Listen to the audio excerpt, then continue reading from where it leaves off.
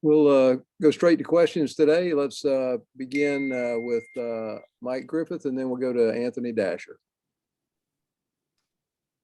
Hey, Coach, I guess I'd ask you, what's been the area emphasis this week? The area of emphasis? Yes, sir. Physical contact, toughness, execution, the same area of focus every week in football, right? You got to out block, out tackle, out compete. It really hasn't been a unique circumstance because, you know, we have a normal protocol we go through. Monday we practice. Tuesday was a get after it day, and we got after it. Kids had great energy. They're excited. They got a lot of respect for Arkansas, and I mean the same areas. You know, we got to be explosive and not give up explosives, and we got to create turnovers and not turn it over. So, not a lot of different ways to say that. Coach, hey, about Darnell and Taki, how are they looking 2 days in this week? Both up and down. They both practiced both days. I thought Taki looked better on Monday. He was quick moving around, and we got him on pitch count. You know, they're only able to take limited reps from a standpoint of their foot gets sore as the volume goes up. Darnell struggled a little bit yesterday, but then he looked good today. I thought he did a good job today. And, you know, both of them, they've got a ways to go. I don't know if they'll be able to play in the game or not, but they're working towards it. I can promise you that. It's not just being cleared, you know, it's everything else involved in it. It's from being behind, stamina, execution, getting them reps, and it's tough, I'll be honest with you, but I'm still very hopeful that they both can help us. Let's go to Mark Weiser and then to Dean Legge. Kirby, I want to ask you, do you think you know what you're going to get schematically from Barry Odom's defense, or is it more unpredictable than most that you go against?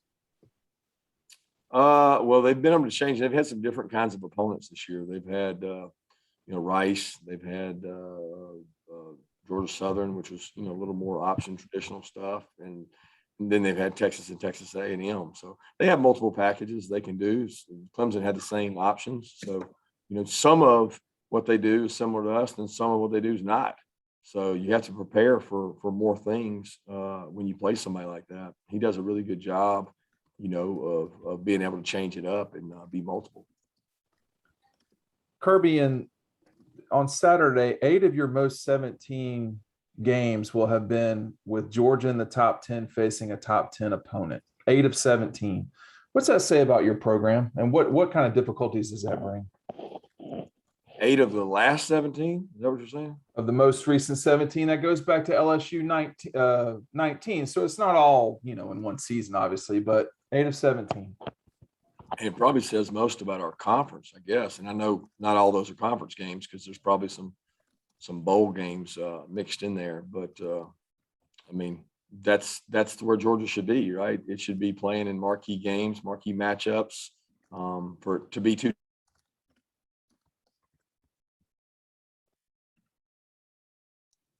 And a lot of good football. I mean, there's a lot of good football teams we play against, and a lot of good opportunities. But I like that. You know, it's the prep of the week is a lot more focus, a lot more energy around the game. Of course, I feel like every SEC game's that way, whether it's top 10 or not. But it's great. I mean, I like it.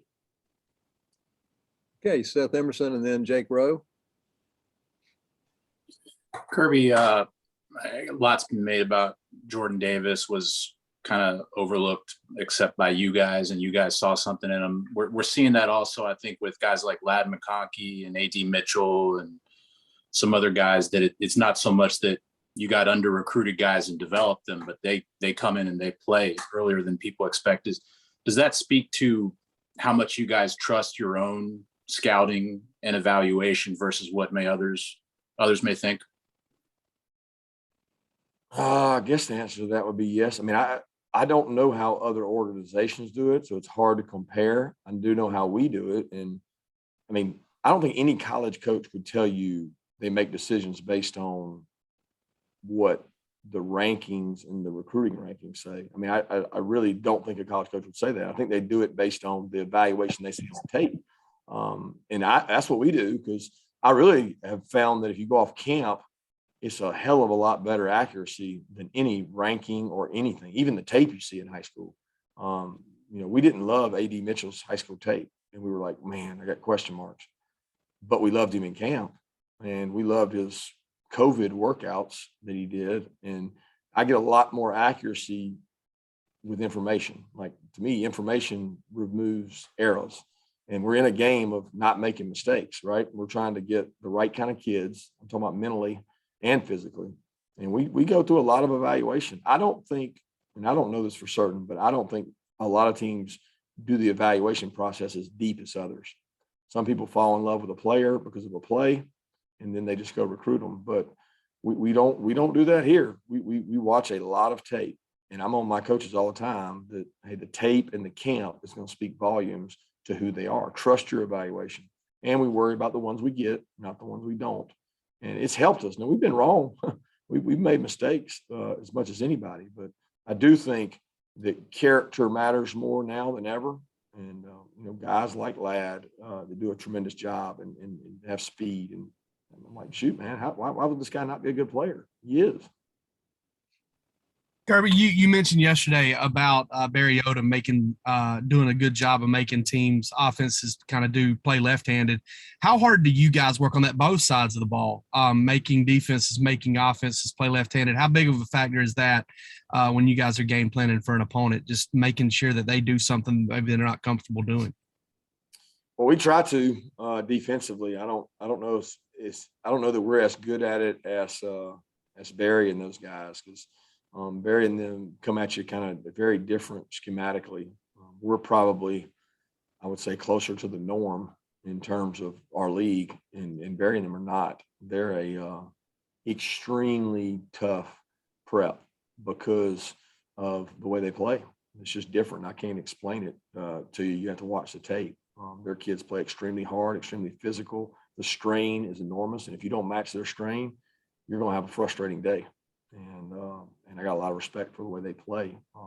But we try to force people to our big thing is stopping the run, and that's always been an MO of ours. We've just been able to affect the passer a little better this year. These guys run the ball really well, and Coach Pittman is very involved in that, and Coach Browse does a good job of that. So offensively, we obviously try to dictate with some tempo, and we try to dictate with our playmakers' ability, getting the ball to our playmakers. But I can't say that we make people play left-handed as much as they do.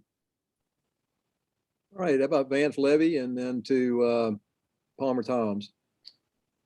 Kirby, with the way their defense drops so many players, how important is JT to really exercise a lot of patience out there on Saturday? Well, everybody says they drop a lot of players. Those same players are the ones tackling people in the backfield. So they don't always drop them. They're aggressive. They know in order to stop the run, they've got to be great eye control, great run pass readers. They're right a lot. Like their kids understand the game. They trigger on runs, and they're really elite at beating blocks. They run guys to the ball. So it's not like they're out there just dropping on air, giving you all kinds of opportunities. They can suffocate you with the way they play defense, and they do a really good job. But yeah, JT's got to do a great job of making good decisions. And that's what they forced the quarterbacks they beat into poor decisions. They force them into bad decisions. Kirby, for a while, you said that Kearis wasn't 100% and that he was playing through, a little bit of an injury. Would you say that he's 100% now? And what's impressed you about his return to the field? No, he is not 100%. As a matter of fact, he's been struggling this week some. So, I felt like he got back, I don't know what he was last week, 90-95 in the Vanderbilt game. He was out there playing, made a couple plays, and it's bothered him some this week. So he's been hindered some, and he's practicing. I think he's going to be good to go, but he's a little banged up. But Kearis is tough. He loves the game. He wants to get out there, and if anything with Kearis, you got to hold him back because he'll go out there injured. Hey, let's go to Brandon Sudge and then to Tyler Griffith. Hey, Kirby, kind of following up on Ty Key here, kind of a two-parter. But first off, taking the injury out of it, I mean, how has Latavius kind of made that tough going into spring practice when you guys were trying to figure out that star spot and who would win the job? And then secondly, with being able to land Taki out of the transfer portal, can you kind of speak to how that happened and the things that he brings as a defensive back? Yeah, Taki brings experience. You know, he played star position at West Virginia, and he played with Coach Adai, and he did a great job playing there. So once he went in the portal, we felt like, you know, that was a perfect addition for us because, number one, he had playing experience. He's a good tackler. He was going to make our team better, and he's done that. Unfortunately, the injury has put him behind some, and you know, we felt good about Brenny. You know, we felt like Brenny played well in the Cincinnati game. He's been around our defense for a long time. He practices really hard. He's gotten more confidence through the spring and through these games we played. So they're both really good players and great people. And we're hopeful to get Taki back soon. Hey, what kind of problems does a big physical receiver like Treylon Burks give to y'all's defense? Well, he's a matchup, tough matchup. Because, I mean, first of all, they put him everywhere. He's in the backfield. He's at quarterback. He's at receiver. He's at slot. He's a tight end. I mean, he does everything. They find ways to get him the ball. And he's fast. He's faster than you think he is. He gets out there on the edge and can go. And really tough. So, you know, obviously when it comes to 50-50 ball, size matters. And he's got great length and really good ball skills. So, I mean, he was a problem for us last year. He's been a problem for the SEC for a while, and he's a really good football player. Let's go to Connor Riley and then to Jed May. Hey, Kirby, how has Jalen Carter grown as a player now, being in his second year, and what kind of progressions has he made as he continues to try to become a better player? He's more confident in the system, I think, more confident in his ability. Obviously, he's taking more reps, so he understands the defense better, but he's playing quicker to me. You know, there was a time where he got a little heavy towards the end of last year, and he's really quick now. He's athletic. You know, he can move and disengage blockers, really powerful. You know, this guy was a really good basketball player, could dunk and do things, and he plays with power when he strikes people. We're excited about the way he's playing. He's gotten better and grown as a player, and he's got two great role models there in Jordan and Devontae. Kirby, you talked a little bit about Latavius Brini a minute ago. He's a guy that, you know, when he first got here, he struggled with some off the field type stuff. Just how has he grown in terms of being a leader, getting past all that stuff? And how important is it to have a guy like that to sort of be a role model to some of these younger guys that may struggle maybe with some of the same stuff? He's been a pleasure to work with the whole time. He's never truly been a problem. He's a guy that goes to class, does what he's supposed to do, has discipline, fun to coach, appreciates hard coaching. You know, he's one of the guys that's come up to me before and thanked me and said, "Coach, I really appreciate, you know, how hard you push me and how hard you coach me." And not everybody feels that way, and it makes me respect how far he's come. And he's a great young man, and he's gotten better from being here, and he's a good role model for our players. I mean, he's a true example of, if you work hard and you learn the defense and you get better, that you'll get your opportunity. He's done that. We'll come back. Davis Baker, do you have a question? Yeah, thank you. Coach, when prepping for KJ Jefferson, obviously a big athletic quarterback, does it help that you've seen, you know, DJ from Clemson who's similar in stature to him? Does that help your defense prepare? Yeah, it probably helps in terms of wrapping up and finishing, because you don't ever get to practice tackling somebody that big, but he's a little different. DJ was not trying to run the ball, and they didn't really try to quarterback run him much, where KJ does do that. And KJ's a more physical downhill runner, and he throws the ball really well too. He's got an extremely strong arm, but he's a true running back runner. He can do those things, and I don't think DJ that wasn't what he was. But in the pocket, you know, it probably helps that we had to tackle a guy that big.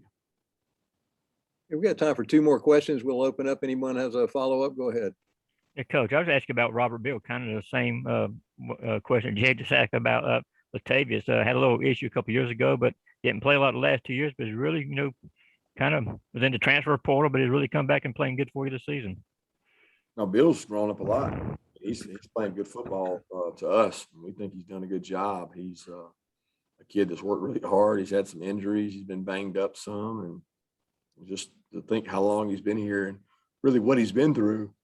Just a tremendous kid, and very thankful of the growth he's made. He's really helped our team on special teams, and I think of all the reps he's taken in practice on those scout kickoff and scout punt return units, and now he's out there doing them, and he's helping us on third down, and he's really physical. He gives us something an outside backer that some of the other guys don't get.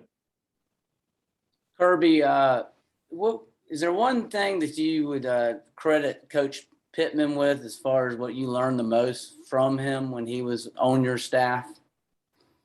Yeah, it's probably morale and positivity. You know, Sam's a really, really optimistic, positive guy, especially with his players and his relationship with them. He was always good for me to be around leading up to games, you know, or you're worried about something. Sam always had a great spin and a great vibe on it. And he was great for our staff, you know, staff morale. And he's just a phenomenal person. And I'd always heard so many good things about him as a coach at Alabama. And, you know, we tried to hire him a couple of times and could never get him. And then when I got the job, he was the number one guy that I targeted, and was so thankful that he came with us. Hey, thank you, Coach Mark.